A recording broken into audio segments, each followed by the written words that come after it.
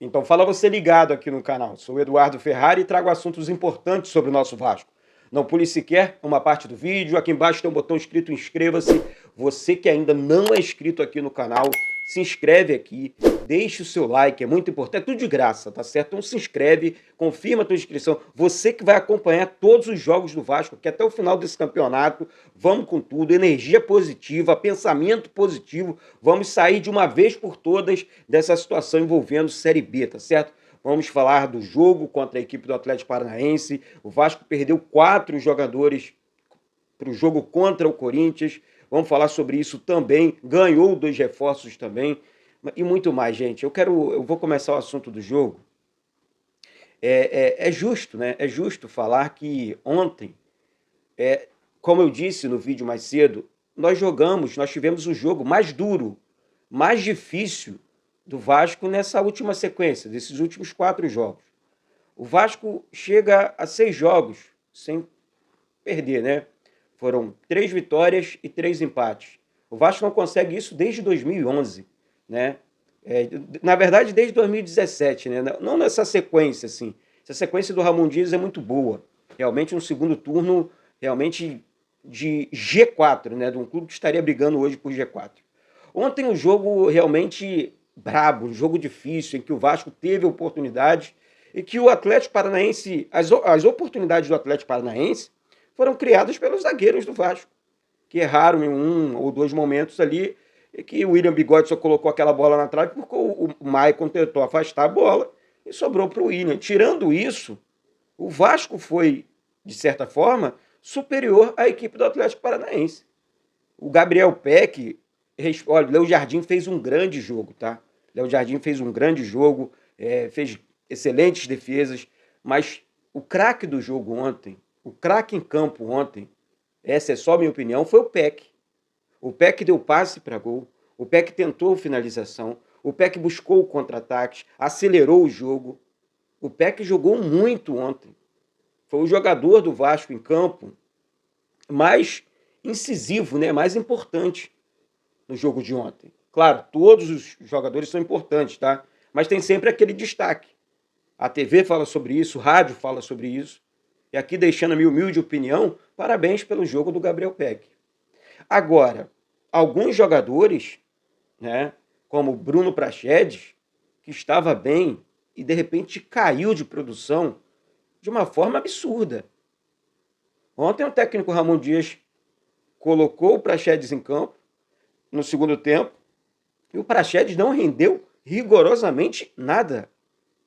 É incrível. E temos que falar sobre isso. Né? Não é queimar jogador, não. É um se liga. É um se liga para que esse jogador volte a jogar. Né? Então, tem essas questões que chamam a atenção. Né? E até o último instante o Vasco tentou a vitória. Foi quando o Verratti deu aquela cabeçada, eu gritei gol. Quero agradecer, foram mais de 111 mil vascaínos aqui no canal, ontem acompanhando o jogo aqui no canal. Então, assim, realmente valeu a pena, tá? O Vasco trouxe um empate para o Rio de Janeiro muito importante. O Vasco foi a 42 pontos. Realmente é um jogo que eu, Eduardo, enxergava como uma decisão assim, fora de casa. O Vasco tinha que pontuar, né? Pô, só não podia perder e não perdeu. Né? Não perdeu para o Cruzeiro, não perdeu para o Atlético Paranaense. Agora nós temos um confronto contra a equipe do Corinthians. Aí, o árbitro Daronco, que quando eu falo aqui, tem uma galera, a arbitragem atrapalha. Olha o que o Daronco fez ontem. Qual a necessidade? Qual a real necessidade? Alguns lances ontem absurdos, cara. E ele saiu dando cartão amarelo para os jogadores do Vasco.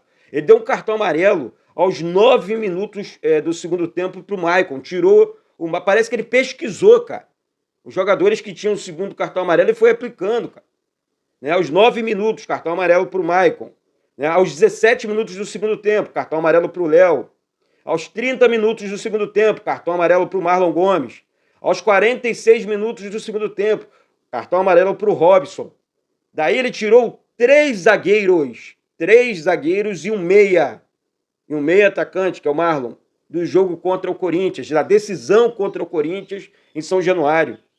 Aí não posso reclamar da arbitragem desse árbitro horrível. Esse cara não pode apitar jogo do Vasco. Aliás, esse cara faz mal para o Campeonato Brasileiro. Faz mal para o Campeonato Brasileiro. Esse cara é horrível. Ele não consegue acompanhar os jogadores. O bombadão lá não consegue acompanhar a velocidade dos jogadores. Está sempre atrás da linha da bola. Não acompanha o lance de perto. É horrível. Para o jogo o tempo inteiro. Ontem teve um comentário. Eu quero deixar um abraço aqui para o Wellington Campos. Gente, canal do Wellington Campos, da Super Rádio Tupi, Wellington Campos FC. Depois aqui do vídeo, vai no canal do Wellington Campos. Comenta lá, tô aqui porque o Eduardo Ferrari pediu para eu vir aqui assistir esse vídeo e tal. Sai daqui, dá um pulo lá, deixa o comentário lá, certo? Do Dé Aranha. Veja o que o Dé Aranha falou, ex-jogador do Vasco, numa super entrevista ali com o Wellington Campos. Achei sensacional a visão de entendimento do Dé, que largou o aço em cima desse Daronco. E quando eu falo, né, quando eu enxergo, eu estou vendo o Vasco sendo prejudicado, é claro que eu tenho que me levantar. Olha aqui o tamanho do prejuízo que esse cara arrumou para o Vasco para a decisão em São Januário contra a equipe do Corinthians. Ah, temos o Manuel Capasso, o Miranda, são jogadores que não jogam. São jogadores que... Então, assim, ele tirou o titular, né? Ele tirou do jogo os titulares, e ele tirou do jogo também os reservas. É absurdo, é absurdo. Tá certo? E para variar, o Medel ontem teve uma contusão, né? E vai ser avaliado durante a semana. E eu trago a atualização para vocês aqui. Mas o Vasco pode ter 5 desfalques para o jogo contra a equipe do Corinthians. Essa é que é a grande realidade, essa é que é a grande verdade, tá certo? Bom, no mais, o Atlético Paranaense ontem teve 56% de posse de bola, o Vasco teve 44%.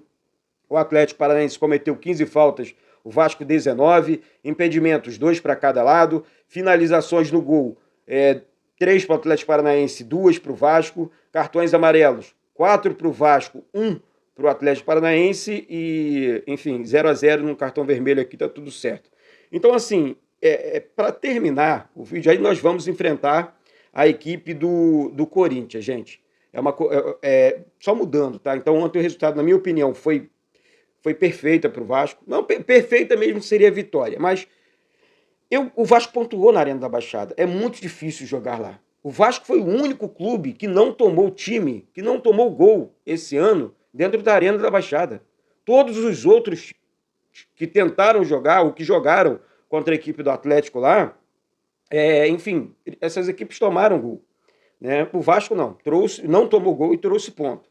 O Vasco, com o empate de ontem, ultrapassou o Santos e subiu para a 14ª colocação do Campeonato Brasileiro. Mas quando você olha para a zona de rebaixamento, o Cruzeiro, que ainda não jogou, enfim, o Vasco não vai para a zona de rebaixamento, tá? Independente disso. Mas uma vitória do Goiás hoje, amanhã, na verdade, né? Esse jogo é amanhã, Goiás e Cruzeiro. Para cima do Cruzeiro seria sensacional. Esse jogo é em Goiânia, na Serrinha, é um jogo difícil para o Cruzeiro.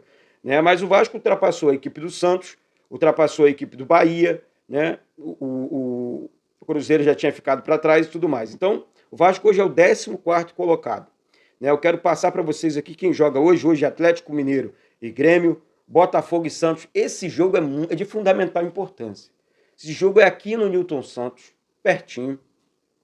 1-0 o Botafogo hoje já ajuda demais o Vasco.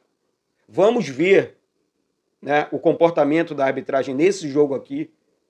Porque tem jogos aí que o Santos realmente, os árbitros estão fazendo força para o Santos permanecer. Tá? E os santistas não adianta ficar bolado não, porque essa é que é a grande realidade. Tá certo? Então, Botafogo e Santos, 16 horas no estádio Newton Santos, América Mineiro e Flamengo, São Paulo e Cuiabá, Internacional e Bragantino. O Internacional também só tem 43 pontos, o Vasco tem 42. É um jogo contra o Bragantino que luta pelo título, é um jogo difícil para o Inter, mas é no Beira-Rio. Né? Fortaleza e Palmeiras. Fortaleza só tem 44 pontos, né? Joga contra a equipe do Palmeiras, então é bom que o Palmeiras vença esse jogo, porque vira uma briga louca ali para escapar. E o Vasco vence mais um jogo e sobe e se livra de uma vez por todas da zona de rebaixamento.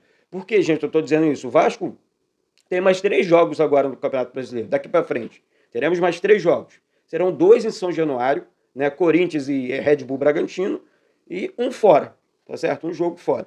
Então, depois, Palmeiras, né? Falei aqui do Palmeiras contra a equipe do Fortaleza. Amanhã, Goiás e Cruzeiro. Ou seja, eu acho, tá? Eu acho, é uma coisa que é minha, se o Vasco vence do Corinthians, o Vasco vai a 45 pontos e acaba de uma vez por todas com essa situação envolvendo zona de rebaixamento. 45 pontos, na minha opinião, livra o Vasco de qualquer risco de rebaixamento, tá?